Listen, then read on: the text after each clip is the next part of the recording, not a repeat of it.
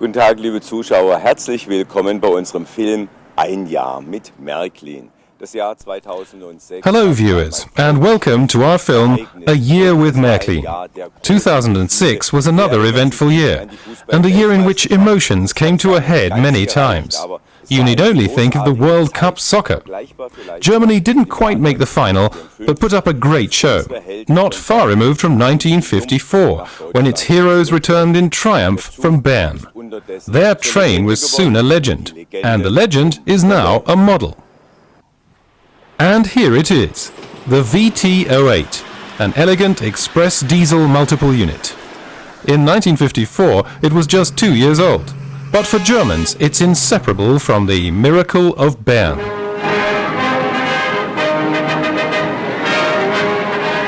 Unvorstellbarer Jubel empfing den frisch gebackenen Fußball-Weltmeister beim ersten A tumultuous welcome awaited the new world soccer champions when they crossed the border back into Germany in Singen.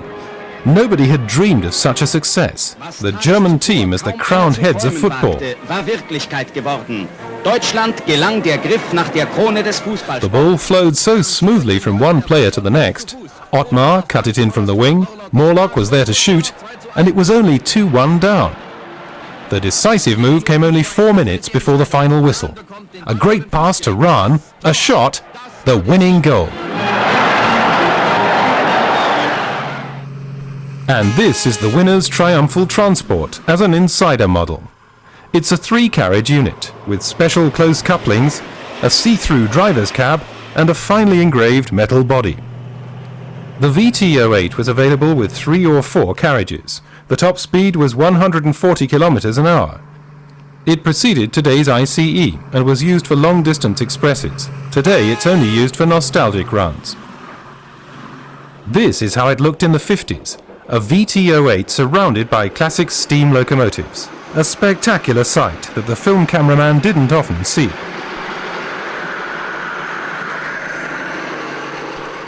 The VT-08 was operated as a 3 or 4 carriage set according to demand. Sometimes it even reached Paris. A 3-car set was often connected to a 4-car set, or even 2 of them. VT-13 might have been a better name.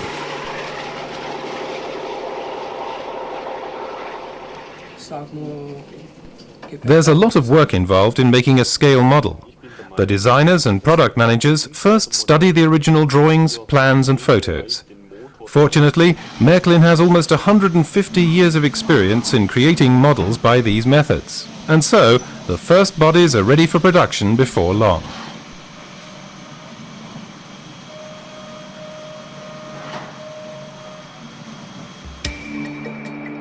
The VT-08 is an entirely new development, with excellent interior detail and maintenance-free diodes for the lighting. You mustn't think that the Merklin VT-08 is about to creep quietly away. Merklin models are authentic in other ways too. Listen to this splendid sound. Bitte einsteigen. Türen schließen selbsttätig. Vorsicht bei der Abfahrt.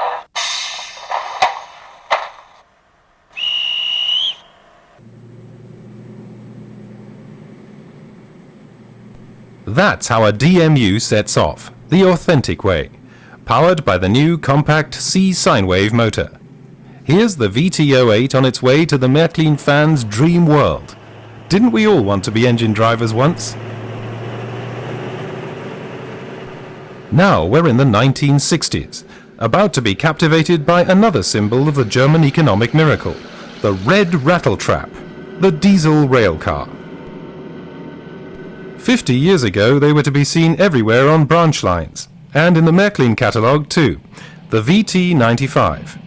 But what was good can always be made better, and so Merklin has now recreated the saviour of the branch lines as an HO model, this time as the VT-98. Younger people may never have ridden in one of these rail cars, so let's enjoy the atmosphere in peace and quiet. Well, let's enjoy it anyway, even if quiet isn't perhaps the ideal word.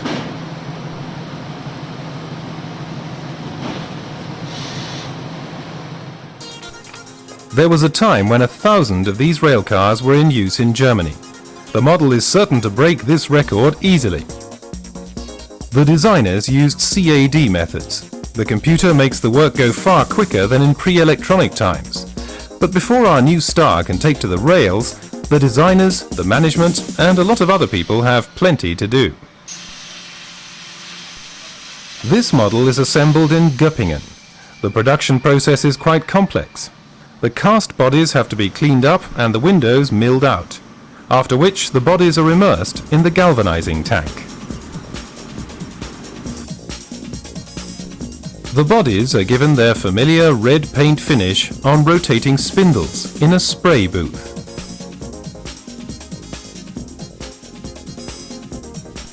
Last of all, the lettering is applied by tampon printing for a perfect replica of the original railcar.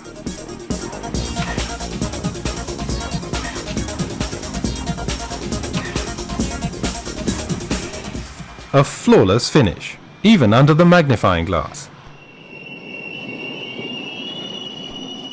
Diesel engine sound, horn, acceleration and braking can all be selected at the control unit or the system. Here is a brief but exciting meeting with another Merklin star, the 01. We shall see more of it later. But let's set off now for an authentic railcar journey. It vanished from the German rail system some years ago, but now it's about to enjoy a comeback as a model. And what a successful one! A pleasure to see and to hear.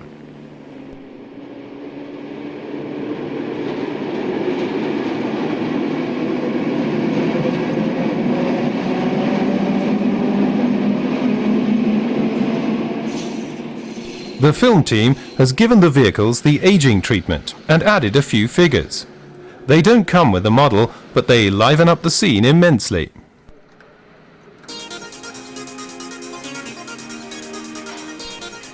The compact C sine wave motor is installed under the floor, so that one can see almost completely through the new vehicle, which is a big advantage.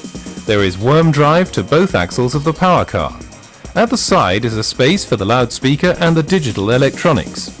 The interior fittings and the PC board for the lighting are installed last of all. Pure branch line nostalgia. The last train in the evening. Was this the twilight of the gods? No, not while the well-lit new Merklin railcar runs happily through the night. When traffic was light, it sometimes ventured out alone, but the three-car set is even more attractive.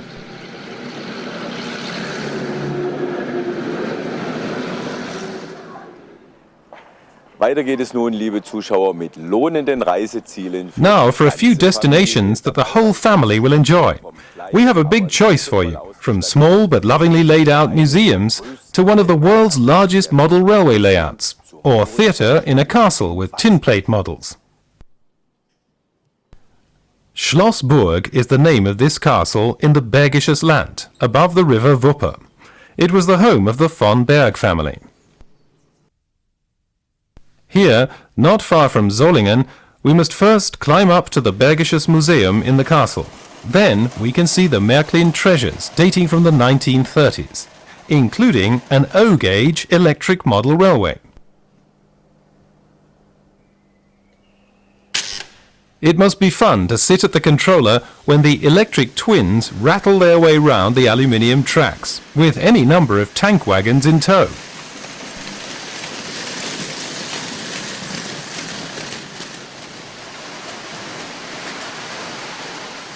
True to the finest Merklin principles, mechanical and electrical parts combined, but of course no electronics in those days, and all kinds of ingenious devices built in, so that this complicated layout can be operated without electronics. Everything works either mechanically or electrically, but it certainly works well. Famous trains of the past can also be seen on this layout, which covers 65 square meters and is almost 200 meters long. The Rheingold, for instance, can hardly be missed. The bells ring, the lights flash, the trains rattle past. A wonderful dream of the past.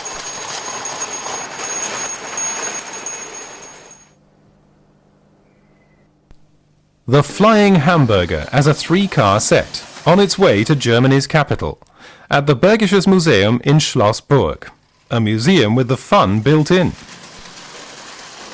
Ich selbst bin Merklin-Spieler seit meinem 6. Lebensjahr. I've been a Merklin fan since I was 6 years old, when my parents presented me with my first model railway. It's still running, integrated into this layout. Up to 11 trains can be on the move at once, a splendid spectacle in gleaming tin plate. Our fathers and grandfathers passed the time happily in this way and were certainly proud to be the owners of a genuine Merklin model railway.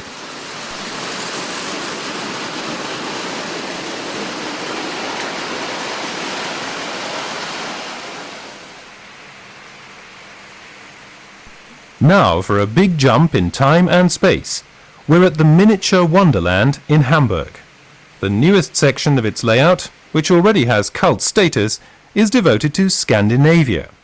This is Denmark, with magnificent scenery and a bridge that needs its name explaining. Norway is long and beautiful, as you might expect, and next to it is Denmark. We couldn't resist joining them together with a big bridge. This may be old Europe, but sometimes Wonderland looks well into the future. Perhaps one day there'll be a fantastic bridge like ours from Denmark to Norway. Visitors already seem to know its name, but actually it's a figment of our imagination. A fantastic bridge that suits this miniature Wonderland perfectly. You can well imagine how nerve-wracking it was when water was pumped into the tank beneath the bridge for the first time. Would we all get wet feet or be flooded out? I doubt if any part of our layout cost me as much nervous strain as this one. The very first section, when we developed the cars and the lighting control system, was hard work too, but this was far harder. Scandinavia was a tough challenge. Real water instead of moulded resin. Ships that move instead of stationary models. Lock gates that actually transfer the ships to a lower level. Scandinavia in Wonderland is truly a magnificent achievement.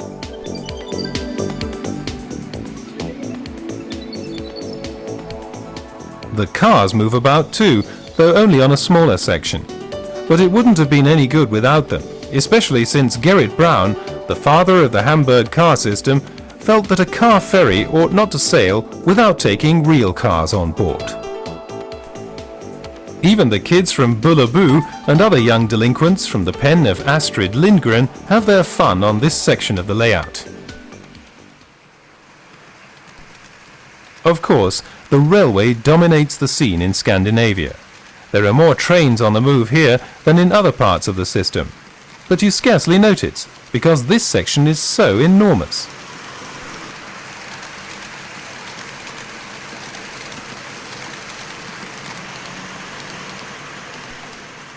There are so many lovingly crafted details and innumerable brightly painted houses.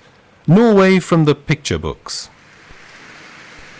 The world's biggest iron ore mine hasn't been forgotten either. It goes down to more than 1,000 meters below ground. Put your fingers in your ears. They're blasting all the time here. The snow covers everything in gleaming white, but it has to be dusted down regularly to keep it that way. Now we're above the Arctic Circle. The Wonderland team have concealed it so cleverly that the visitors haven't discovered it yet. That's all part of the fun in Hamburg's warehouse district. Wonderland is like a living organism. You never know what it will do next. It grew too big for us to handle years ago. Honestly, we often don't know which way to turn. The team's grown larger all the time. Of course, it wasn't as big as this in the early days. We were able to improve it and extend it more easily. We now have 5 years of experience and we're fairly sure we have a grip on things. We have to be careful not to grow too fast. It's important to allow ourselves a year or 18 months for a new section. That gives us time for day-to-day problems as well, in case anything goes wrong. Things don't go wrong very often, and Wonderland just keeps on growing. The Matterhorn will soar up here before long. To give it enough headroom, they've taken the floor out. This calls for entirely new working techniques, but don't worry, the experts are at work. Our next port of call is in the Allgäu region of South Germany. In Thalhofen, which is part of the town of Marktoberdorf, there's a museum that also has a small model railway shop. The museum has a number of rarities, from railway engines to cars. It also stages displays on special subjects, such as the postal services.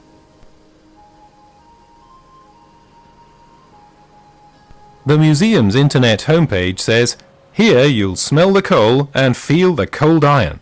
To which we can only add, "Here you can dream about reptiles in tin plate." It's true, I've devoted myself to the Merklin brand. There's certainly nothing wrong with that, or with wanting to preserve one's childhood dreams. And when these memories are as fascinating as they are in the small Thalhofen Museum, thinking back to the items one gave away or sold for a song isn't quite such a painful memory.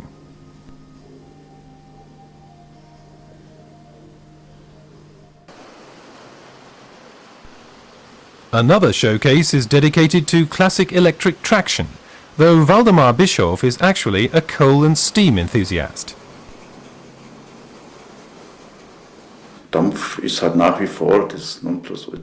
Steam is surely the ultimate form of rail traction. It lives, and it's so rare nowadays that there's always an element of nostalgia about it. The museum has a vast collection of models that must have delighted our parents. Here, their children and ours can open their eyes wide and admire them. Like any good museum, this one doesn't stand still. Currently, it's concentrating on the 1960s. These models, too, can manage a good turn of speed and suggest to the visitor that time has almost stood still.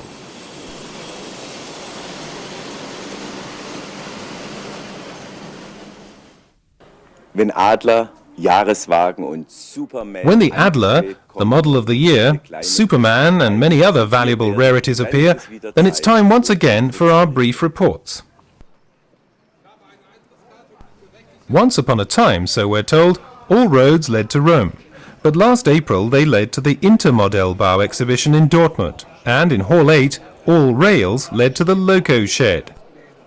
The Loco Shed was a new meeting point to rest for a while or to build your own engine with guidance from Merklin's assembly team, and buy it afterwards.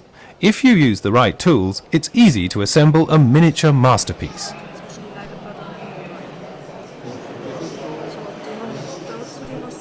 For the Merklin stand, it was not far to the many other layouts that were a pleasure to see. Some of them are genuine artworks in miniature, like holiday scenes with meadows of flowers. All built by do-it-yourself methods, but to a standard that most would find it hard to match.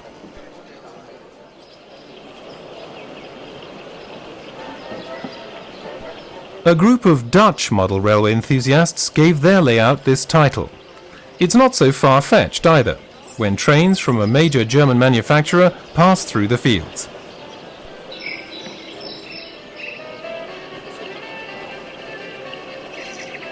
Life proceeds at a steady pace in the meadows, with no need to hurry. The layout is a large square, accessible from all sides, but most interesting of all is to look closely at all the details.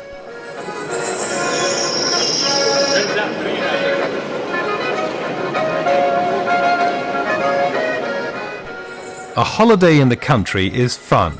The more countrified, the better. Wouldn't we all like to spend the summer in such a charming setting? And ride in an open carriage behind the glass house.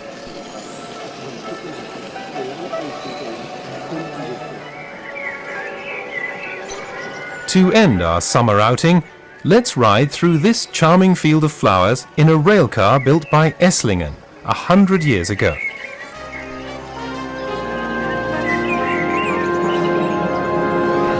A month later, on May the 11th, 2006, a press conference in Göppingen. For a long time the question had hung over our heads. What is to happen to this fine old company that's now in difficulties? Will it disappear simply because the families that have shares in it can't agree to sell? Then came rescue in the last minute. A big German daily newspaper found new words to describe the result. Wir suchen nach Konsumgüterindustrien. We're looking for companies in the consumer goods industries with strong brand quality. Merklin is one of the true gems in this area. When we became aware of it, we were involved in the process at a relatively early stage. The new owner is Kingsbridge Capital, an investment company based in London. The purchase price has not been made public. New goals and new strategies are needed now. Nun, Verkaufen von Eisenbahnen ist auch ein Geschäft geworden. Früher haben wir Selling railways is now a business like any other. In earlier days, railways were offered for sale, not sold actively. And in the transition period from the one to the other, we certainly made mistakes. Fehler begangen. Was wir jetzt machen wollen, ist wieder Gas geben auf der Umsatzseite, eben die Verluste. What we want to do now is build up turnover so that we can make good previous losses. That's our topic. How to introduce the Merklin brand to young people again. Another topic is repositioning tricks, and in this way gaining access to a lower priced segment. Then there's the internet, sales, presentation, the used product market.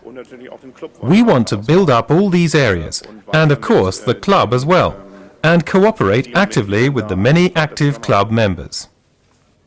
As you see, things have worked out for the best after all. After so much minor key news, more optimistic notes are now reaching the world outside. On May the 27th, the Merklin Family Day was held in the Göppingen town centre. Although it drizzled with rain, crowds of people turned up. The flea market stands were popular, with Merklin products well to the fore in a big selection. Even the youngest visitors found plenty to entertain them. In their tent there were various railway systems to play with and a magician to create a cheerful mood.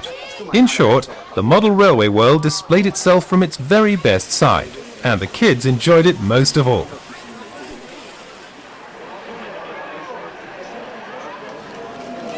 The climax of a full program was the arrival of the legendary VT-08. The soccer heroes of Bern weren't on board, but this time the VT-08 itself was the star of the show, and was welcomed with applause and cheers. There were farewells as well as welcomes on Merklin Day. We said goodbye to the Merklin Museum on Holzheimer Straße. Its place is to be taken by a new concept with a theme centre as the centre of attraction. Not surprisingly, many people wanted to pay the old museum a final nostalgic visit. My father bought me my first model railway in 1956 when I was a child. Much later I found the boxes and started all over again. I feel a bit sad, but I must say I'm also looking forward to the new theme centre. I've always hoped that Merklin would build a VT-08. That was why I decided to come here today.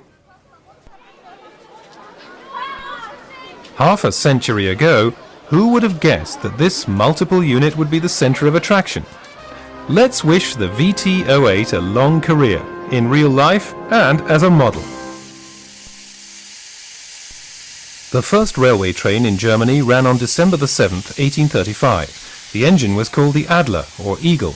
To celebrate the centenary of the German rail system, a replica was built, and was operated all over Germany for longer than the original ever was, until the night of October the 17th, 2005. Many railway enthusiasts will never forget this date.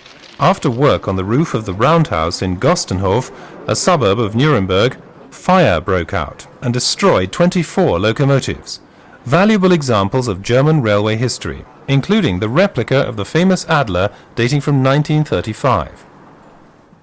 But Merklin's Eagle is still going strong, and in its beak, or perhaps in its chimney, it carries a letter addressed to Hartmut Maydorn, German Rail's chief executive. This is cheating a bit because, of course, the letter was delivered personally by Merklin's former CEO, Paul Adams. The Eagle had to fly right to the top of the headquarters of Deutsche Bahn AG in Berlin. This happy event was attended by prominent people from both railway companies, and, of course, by a large number of journalists as well. Rail Chief Hartmut Maydorn was delighted. The new Adler model helped to keep memories of his lost original alive. And a six-figure cheque, a contribution towards a new life-size Adler from the smaller railway company in Göppingen, doesn't turn up every day either. Ich denke, die Kooperation war immer gut. Wir auf der einen Seite beliefern wir die Bahn mit If you ask me, we've always cooperated successfully. We supply German Rail with models, though I must admit we don't hand over such large checks every day. And German Rail supports us by using our models in its training programs.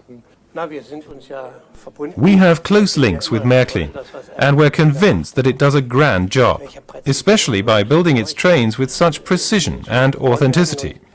I have a lot of contact with rail fans. Some of them own every locomotive that Merklin has ever made. They know how many were made, and they go to auctions to look for rare items. I wasn't aware of this, but these fans are genuine 100% enthusiasts. 3,333 Merklin and 999 Trix Adlers added up to a donation of 216,600 euros, or 50 euros per model. Merklin deserves to be congratulated on its Adler campaign. Now for a visit to the cinema. In Göppingen, it's naturally called the Staufen, after the historic family that resided in the castle above the town. A surprising place to find Merklin railways. Yet, here they are, this time on film. Merklin goes to Hollywood. Not the whole staff on an excursion, just a few selected products. Merklin locomotives and rolling stock had an important subsidiary role in the action film Superman Returns. Lex Luthor is well known for always using the latest techniques, in this case from Merklin. He portrays what seems to be the real world in the finest detail with Merklin. In our opinion, the ideal choice and the ideal brand. Many of Merklin's employees went to the sneak preview of Superman Returns. They didn't want to miss this encounter with their own products in such an unusual setting. The film was very impressive, or so we understand. A license to appear in a few scenes of our film, on the other hand, can't be had at any price. Very successful, super photography, and it's bound to be a winner here in Göppingen with Merklin on the screen. Merklin in Hollywood is a pleasure to see. Everything gets destroyed, but I'm sure they can deliver some new ones. It's painful to see all the models crashing down, but the film was fun. And a few of the models did survive.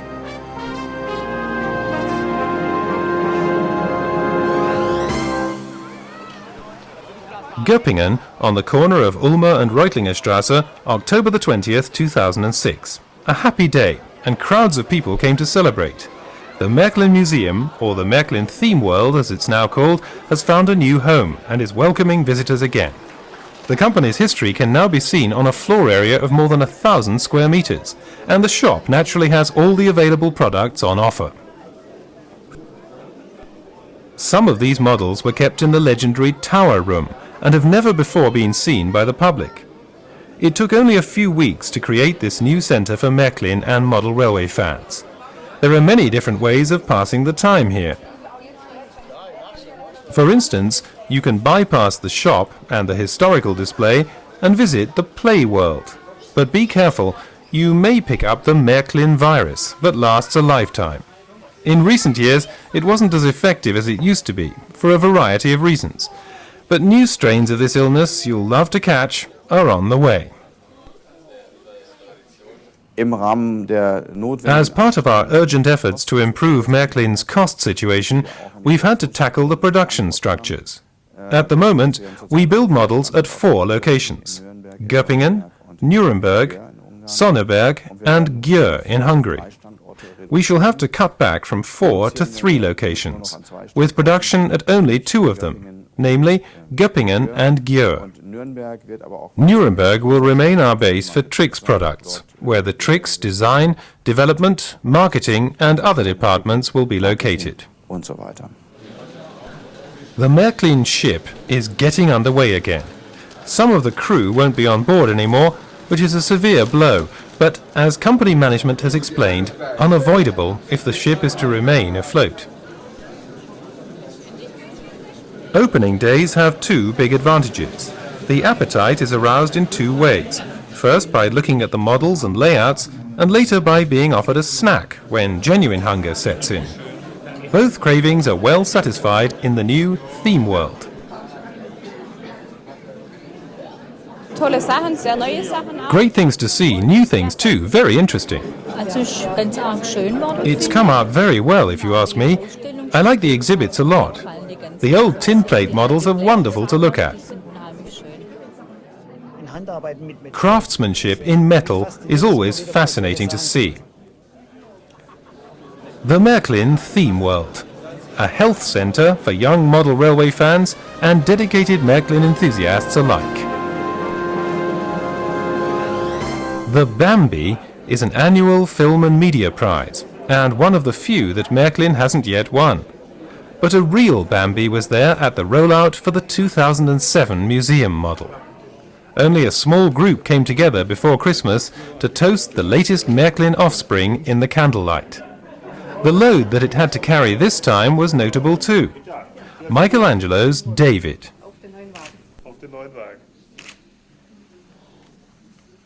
Was uns verbindet, ist die absolute. What we have in common are absolutely authentic detail, precision manufacturing, and creativity in the products we develop. This was why we enlisted the aid of the Strassacker company in Süßen. It made the bronze casting of the original statue, which is 4 meters and 34 centimeters high and weighs 5 tons. Even the 1:87 scale model is an impressive 8.5 centimeters high. It's accompanied by the transport frame and a heavy load wagon.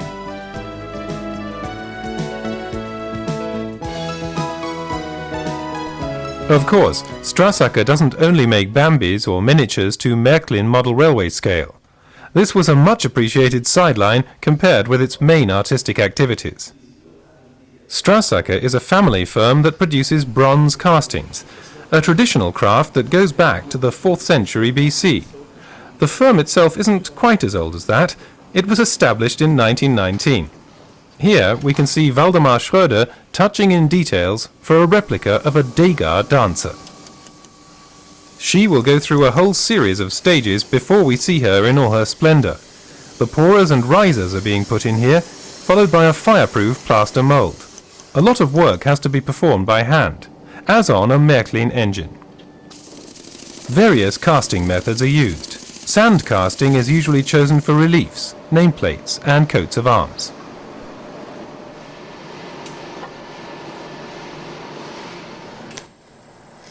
The fettling shop. This is where the surfaces are finished to suit the artist's wishes. The final stage in producing these works of art is the application of a patina. This anticipates the surface oxidation that occurs later and makes each object unique.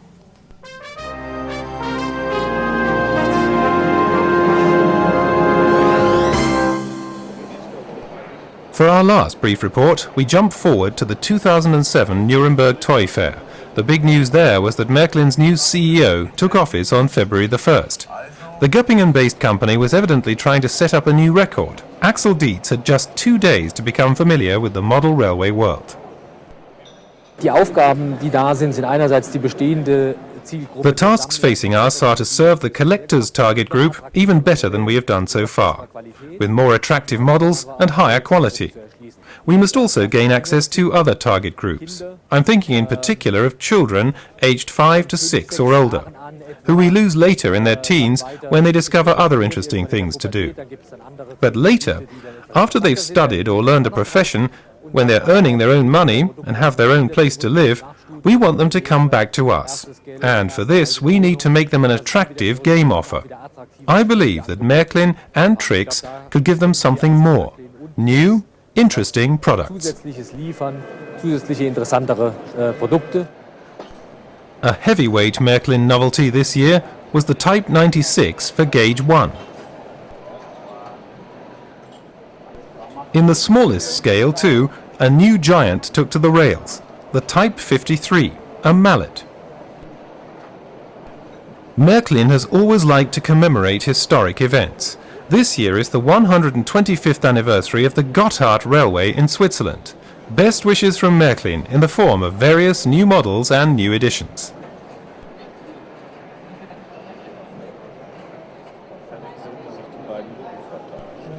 Another long tradition has now been revived: military vehicles for road and rail. The German army's operations abroad have evidently aroused interest in these models, so here they are.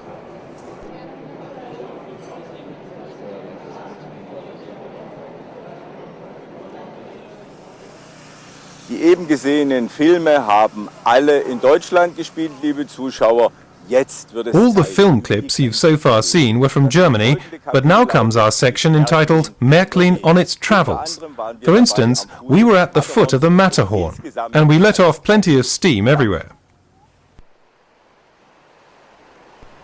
It's sheer pleasure to travel by rail through the Swiss Alps. This Merklin trip was sold out immediately, but we can now enjoy the highlights on film. Off we go from St. Moritz over the Bernina Pass to Tirano in Italy. The sun didn't always shine, but despite this, the journey with the Bernina Express was a dream come true. The Montebello curve was one of the finest settings for our train, even if the Bernina peaks were lost in the clouds. One of the finest is the best choice of words, because this route has so many impressive landmarks that everyone's preferences differ. The curved viaduct in Brusio, for instance, it's a remarkable sight.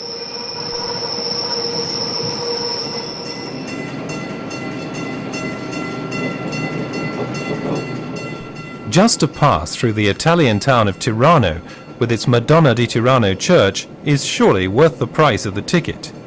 The complete journey from San Moritz to Tirano takes about 2.5 hours. In no time at all, the train has overcome a change in altitude of more than 1,800 meters. A dream journey that every railway enthusiast should surely make once in a lifetime.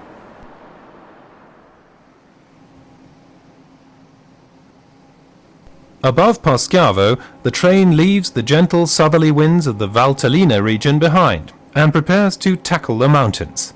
Up to now, we used scheduled services, but this is where we start our nostalgic journey.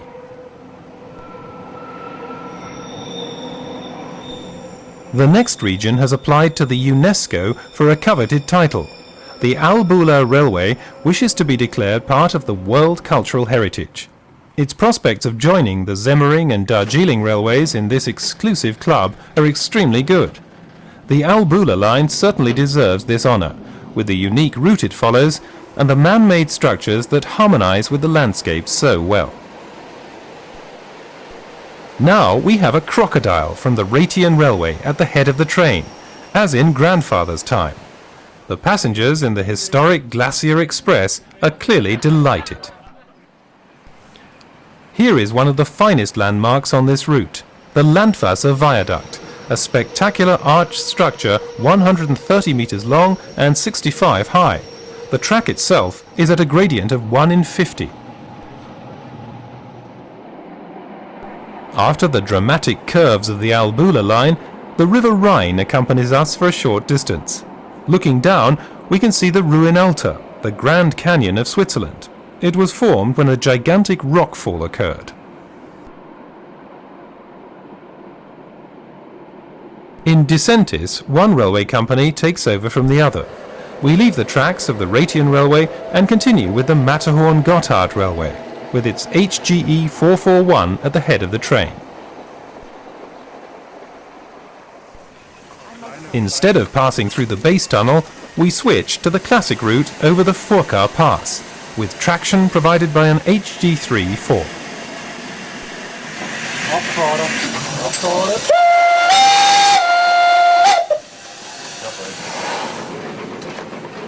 How fortunate it was that railway enthusiasts rescued the route over the Furka and have gradually restored it with their dedicated hard work.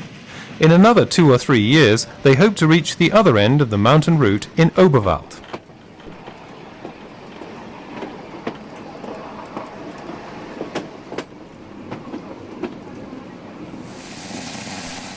Photo starts in the midst of the mountains, a treat for the railway enthusiasts, who are often surrounded by just as much steam as the engine they are filming.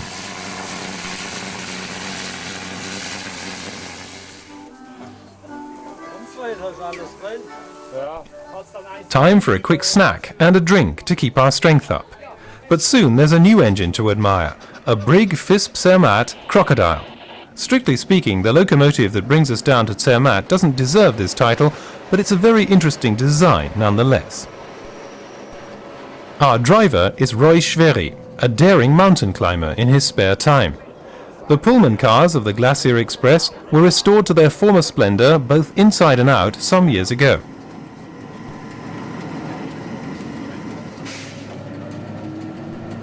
Next comes the wild Kipfen Gorge, which the railway has to share with the Matter Fispa. This is the Alpine world in widescreen format, and for us in close-up too. Our club tours, organized by Bahnreisen Sutter, put us in the center of events. Now we've reached Tesch. Road vehicles for Zermatt have to park here. The last 5 kilometers to the world's most famous mountain village have to be completed by train. As soon as we arrive in Zermatt, we transfer to the Gornergratbahn for yet another breathtaking mountain railway run. The journey up the Gornergrat, with the Matterhorn constantly visible through the train's windows, is an unforgettable experience. Switzerland's mountain of mountains captivates everyone with its dramatic beauty.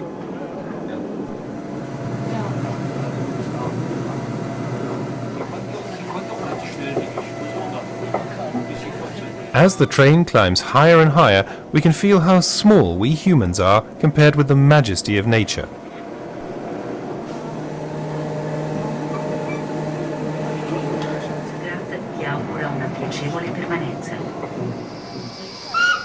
Another dream journey to a terminus 3,089 meters above sea level, with a superlative mountain panorama of peaks up to 4,000 meters high before us. It's just overwhelming. Superb, magnificent. One would like to stay here forever. It's so beautiful.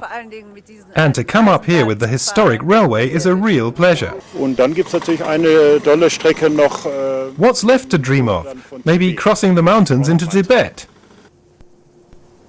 The Matterhorn, 4,478 meters high, is slightly veiled in cloud, as if it was sorry we're leaving.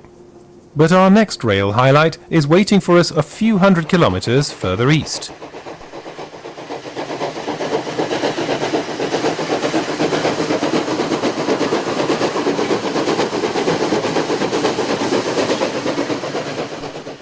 To explain what idyllic means, just look at the scenery here.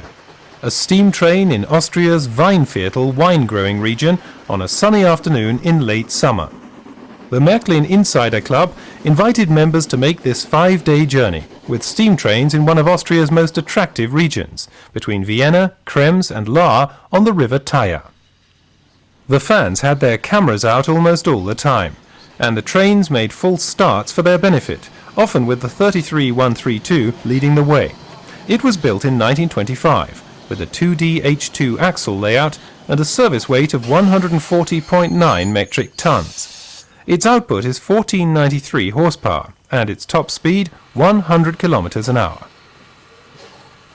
A mighty source of traction, and an impressive target for the cameras during the journey, even if time was short. Next stage of the journey, from Korneuburg via Ernstbrunn to Mistelbach, where all passenger traffic has now ceased.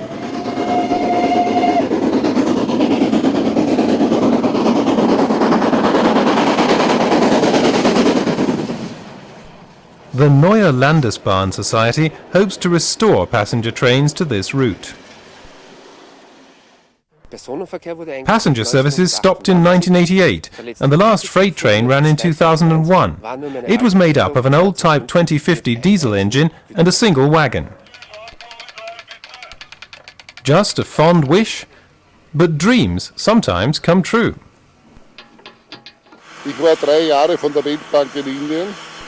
For 3 years, I worked for the World Bank in the Indian jungle.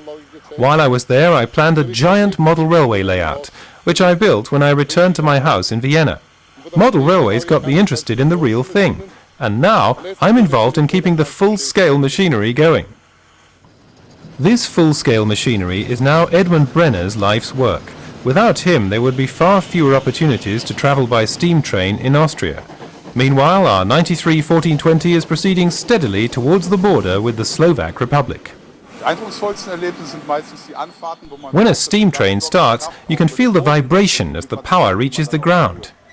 I like the way a steam locomotive sets off with a series of powerful strokes and the way the steam emerges. I am interested in steam locomotives, particularly this class of locomotive. I travelled here 30 years ago and it was a class 52 and I had hoped for a 93. And 30 years later, I am lucky.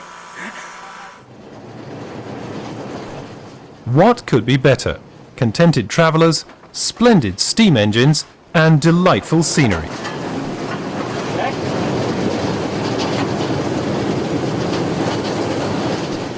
And as a logical climax, false starts for the photographers in glorious sunshine.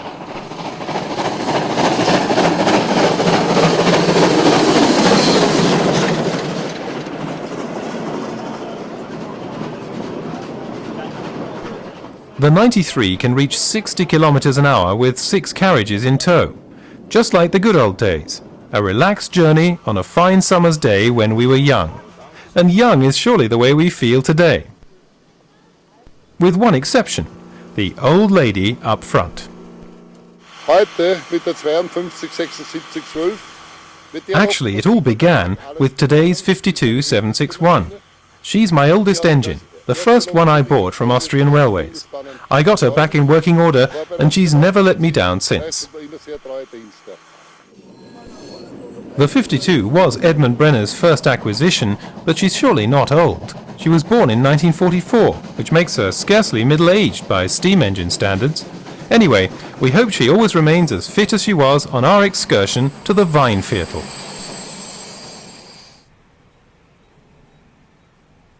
The Sparrow of Ulm. Legend has it that when the people of Ulm were building their Minster church, they couldn't get a very long beam through the town gate. They were about to demolish the gate when they saw a sparrow carrying a twig lengthwise in its beak. They turned their beam around and it went through the gate. Since then, the sparrow has always been associated with the city. Our Ulm sparrow can't fly, but still enjoys the run from Ulm up to Kleinengstingen in the Swabian Alp. This railcar makes the trip every weekend in summer. Its unusual colour scheme in mint, turquoise and light grey is a reminder that 20 years ago several of these rail cars were allocated to local services on the Chiemgau line in Upper Bavaria.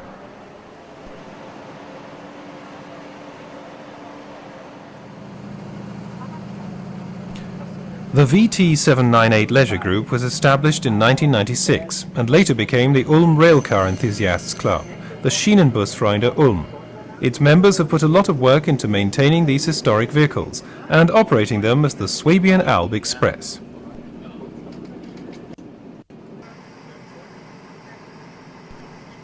The line between Münzingen and Schelklingen has been reactivated especially for the Ulm Sparrow.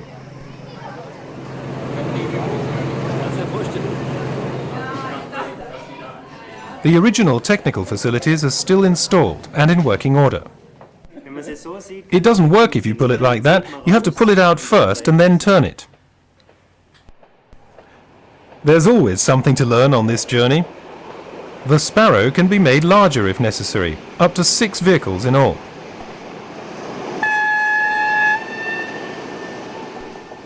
A 6-unit Sparrow. Sounds like a miracle of nature.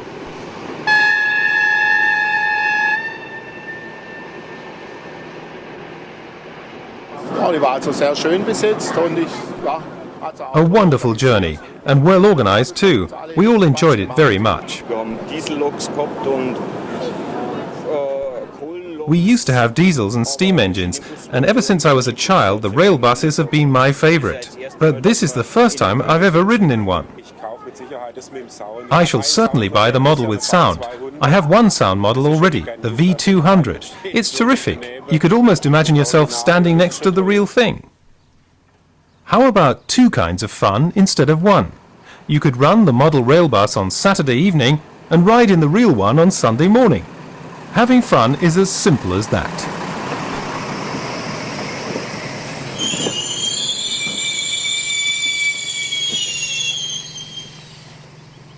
Die Strecke sollte 1999 stillgelegt werden.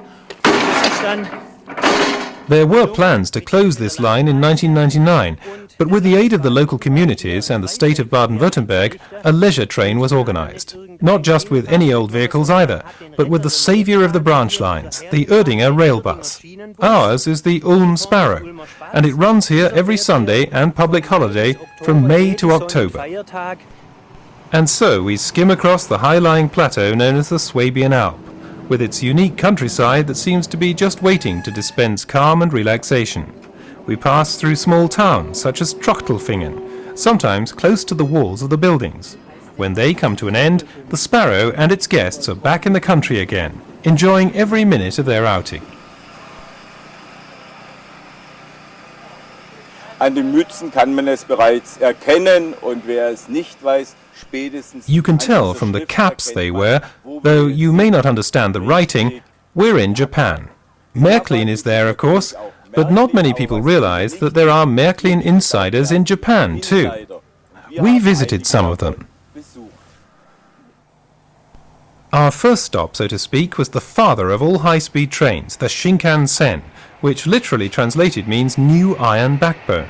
The backbone was first laid out in the 1960s, and from 1964 onwards, trains ran between Tokyo and Osaka at 200 kilometers an hour. Today, the network is 2,000 kilometers long, with trains capable of reaching 300 kilometers an hour. These were our destinations in the land of the rising sun. But let's stay with the Shinkansen for a moment. Many of the design features, especially inside, recall their European counterparts. So do the depots where the trains are serviced. The driver's cabs are just what you'd expect from a high-tech rail vehicle. The 700 series is the fourth generation Japanese high-speed train.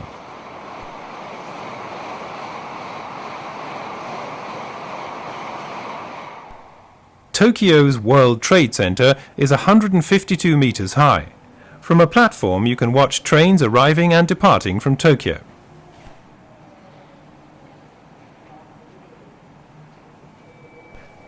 Just before reaching the station in Tokyo, the railways close in on you. Train frequency is incredibly high, with a Shinkansen to be seen every few minutes.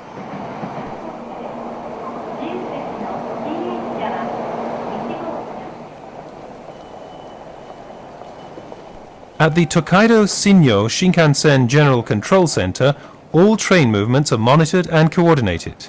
In the rush hours, this is a vital task, with tens of thousands of commuters travelling to or from work.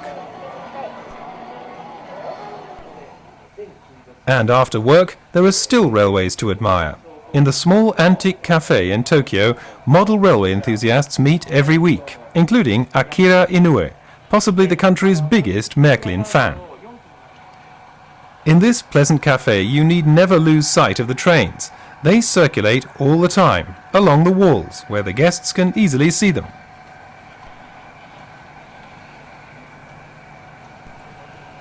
Akira studied in Germany at the Pforzheim College of Design. He's now a designer who specializes in railway projects. One way or another, railways are his life. Die Merklin-Produkt mögen die viele Japaner. Many Japanese like Merklin products. I want to encourage this. Ich habe eine Neuheitenprospekte auf Japanisch gemacht. I've produced a leaflet on new products in Japanese. It's just the same as the German leaflet, except for the translation.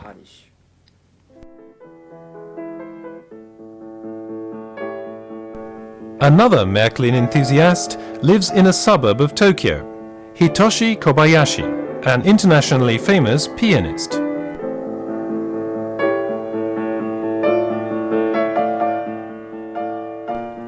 He has a layout in an attic room. He fell victim to the Merklin bug when he visited Germany 40 years ago.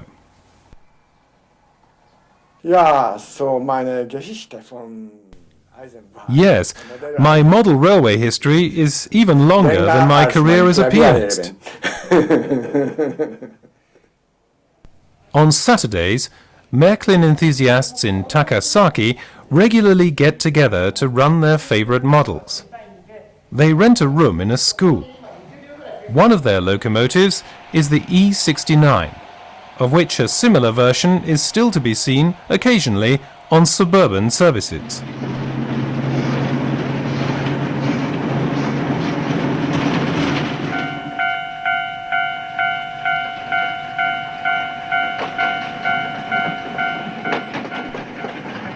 The resemblance is no accident.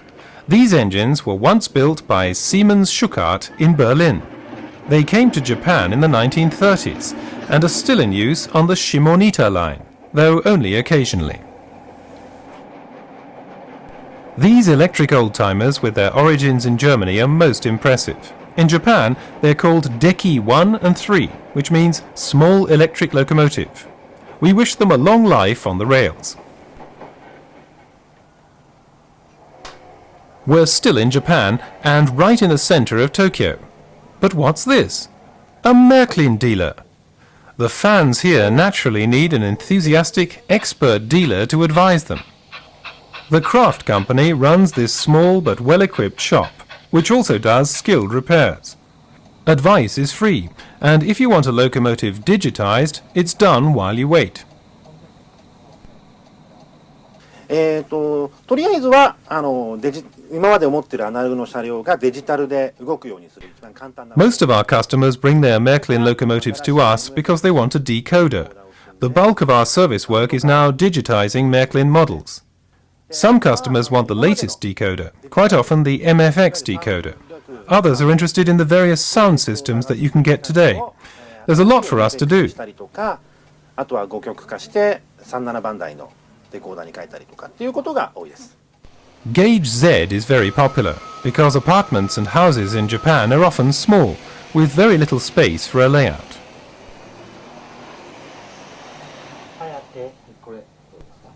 The choice of models in 1 to 220 scale is absolutely enormous. Servicing and advisory work are also to the highest standards. Kraft has built its own controllers and also designed special ready-made layouts that are ideal for operating these tiny trains.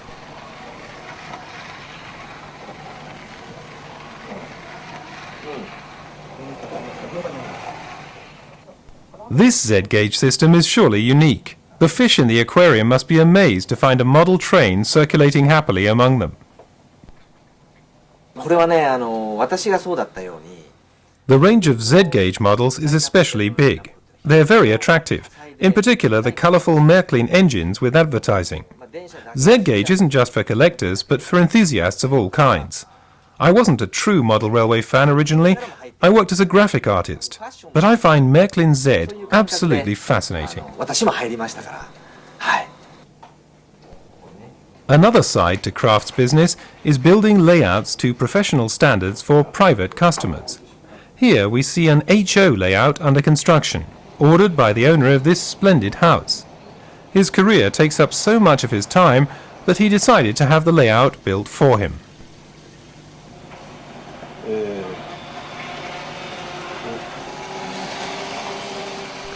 Kraft's team also built him this fine Z-gauge layout. It's easy to operate, so that its proud owner gets a lot of fun from it in his limited leisure time. I like the small but exquisite things in life, not only on the model railway layout, but in general too. I always enjoy it when I catch sight of one of these minor details. Now we're on the way to Kyoto, not because of the Kyoto Protocol, nor because of the stone statues of the gods, but mainly because of the railways. But of course, we want to see the old imperial city with its temples and monasteries as well. This is an ideal place to admire traditional Japanese architecture. Hot springs at the tram terminus. What a wonderful opportunity to bathe the feet before visiting the city centre, which still retains its historic appearance to quite an extent.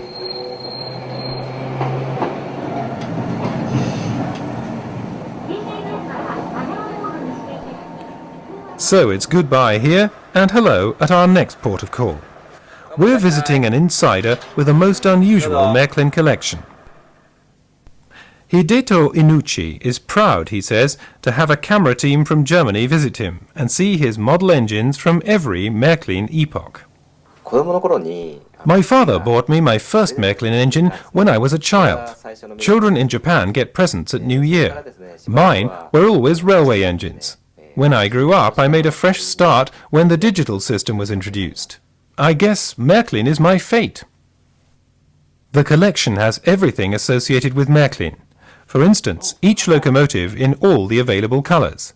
And its owner's enthusiasm knows no bounds. Hideto Inuchi naturally still owns his very first engine and gives it absolute pride of place. This is the Meiji Mura Museum on the outskirts of Nagoya. Important historic buildings from all over Japan are brought here and re-erected. The tram from Kobe is here too. It's now more than 100 years old. The museum even operates a proper steam train on a track 600 meters long. The journey is over in 3 minutes.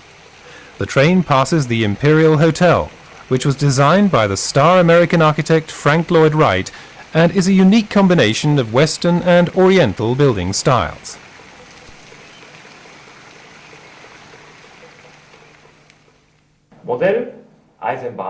Model railways in operation. The word has got around and the model railways are on the move, from Merklin, which goes without saying. In a suburb of Nagoya, Japan's second largest city, model railway fans meet 6 times a year for a whole enjoyable weekend of Merklin operation. It comes as quite a surprise to learn how many Japanese Merklin enthusiasts there are. Most of them are especially interested in German models, though the Swiss and certain American models are also well represented. Digital control is used, of course. Everyone here has been a Merklin enthusiast for a long time, with a well-cared-for selection of favourite models, but also rarities like Merklin catalogues in Japanese that are now more than 30 years old.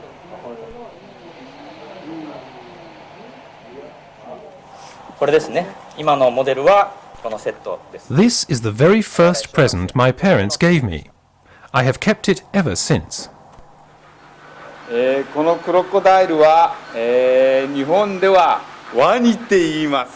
Such sincerity comes across in any language. It's a declaration of love for the big crocodile.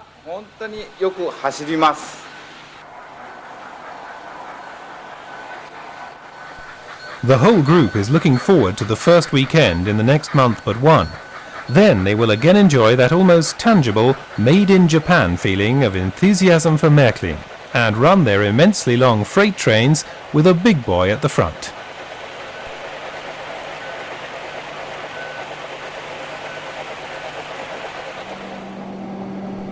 Now we're about 200 kilometers west of Tokyo at the Oigawa Railway. This small private company operates a line 65 kilometers long.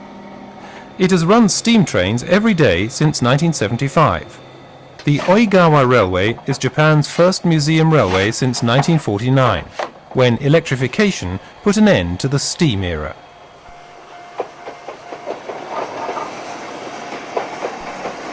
The region is famous for its green tea. Visitors are amazed at the number of tea plantations in the valley of the Oigawa, from which the railway takes its name. There are no fewer than 75 tunnels on this line. A number of tour parties are already making the journey, with a service laid on in case they get hungry or thirsty.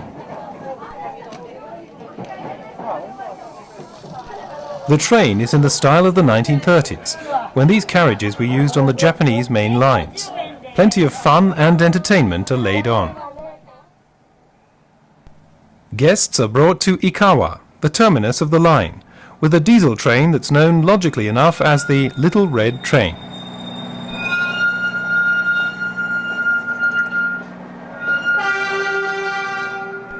The line was opened in 1935 to provide access to the Oigawa power station. A quarter of a century later, the new Nagashima Dam was built, a popular attraction with a station right alongside. How can we sum up our visit to Japan? This is a country in which train travel is a pleasure, whether in the Shinkansen, in a steam train, or in the little red train to the Oigawa Reservoir. We were immensely impressed by this country, by its friendly inhabitants, and of course by its wonderful scenery. Visiting Japan is a must.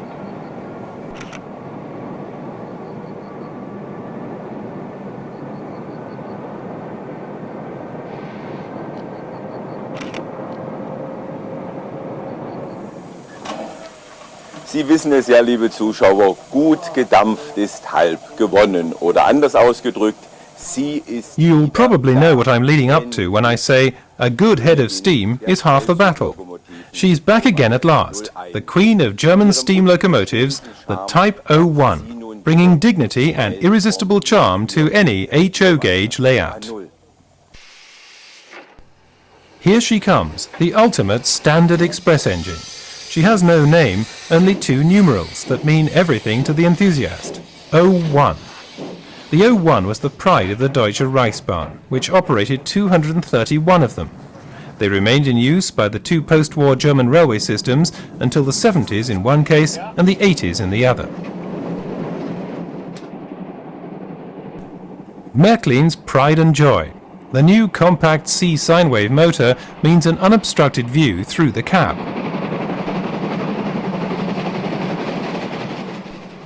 Several 01s have survived, though 01-150 was unfortunately damaged by the fire at the DB Museum. Cardboard train tickets have not quite disappeared either, but the ticket collector is genuine flesh and blood.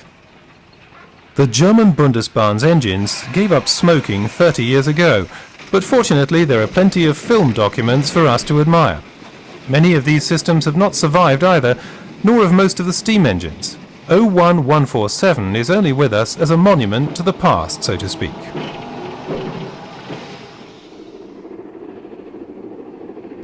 A fine monument, though, in 1:87 scale from Merklin. With MFX decoder, so that many super sound functions can be selected. Whistle, running noise, shoveling coal, working the fire grate, and so on. This model is the way the original looked and sounded at the end of the 60s. The steam era is now rail history, but its atmosphere was unique in many ways, and it provides us with many happy memories. And it lives on in films and models, as well as in our minds. What a powerful impression these pictures make. Let's look at them for a few seconds without any commentary.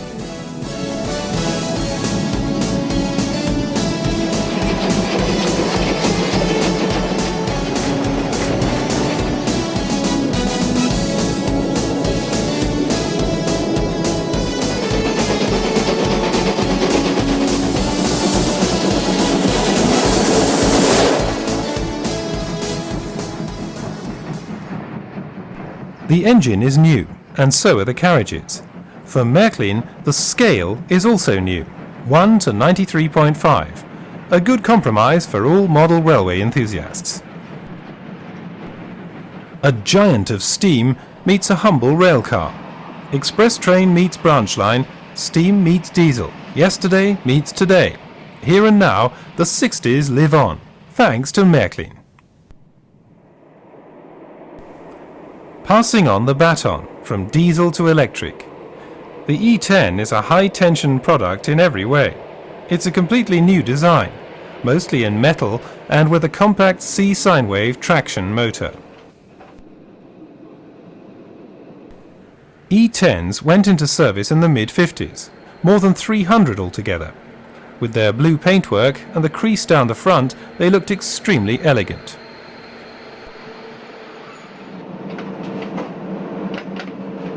Other features: fine roof detailing, all 4 axles shaft driven, cab fittings, and an unobstructed view through the cab windows. Lighting is by maintenance-free diodes, and an MFX digital decoder is fitted.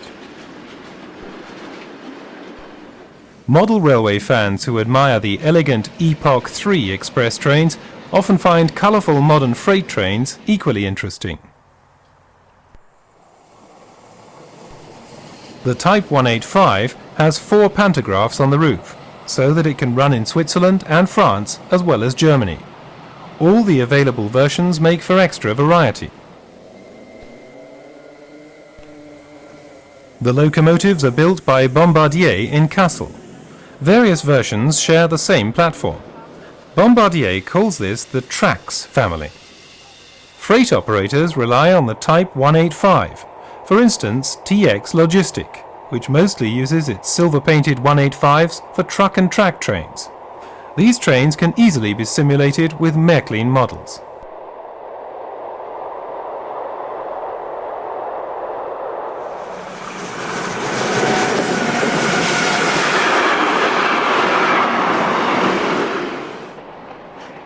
Another version handles international freight traffic from Germany through the Lötschberg and Simplon tunnels as far as the Italian border, and therefore still looks authentic on German model railway layouts. Connecting Europe is the BLS slogan that is featured boldly on Series 485 engines.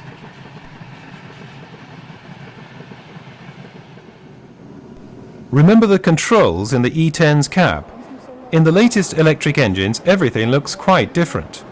There are more identical parts, which also makes the driver's job far easier, since German and Swiss locomotives can be operated equally well. Obviously, the SBB's 482 ought not to be lacking from the program. In real life, they can be seen anywhere from Cologne to Hamburg or Bitterfeld.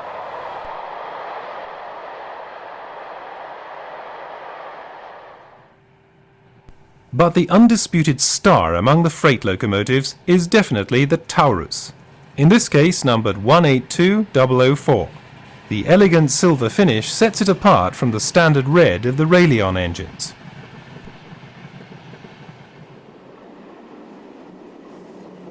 Visually, its only rival is the 185 operated by MRCE, a Japanese company that hires out locomotives.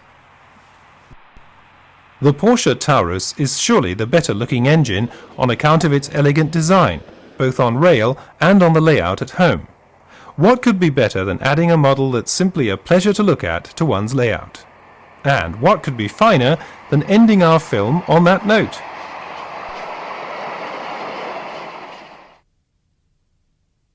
They went past in a flash, the highlights of the 2006 Merklin year, with reports on interesting activities from the actual and model railway scenes all over the world. We look forward to meeting you again in a year's time. Till then, goodbye and happy railway modelling.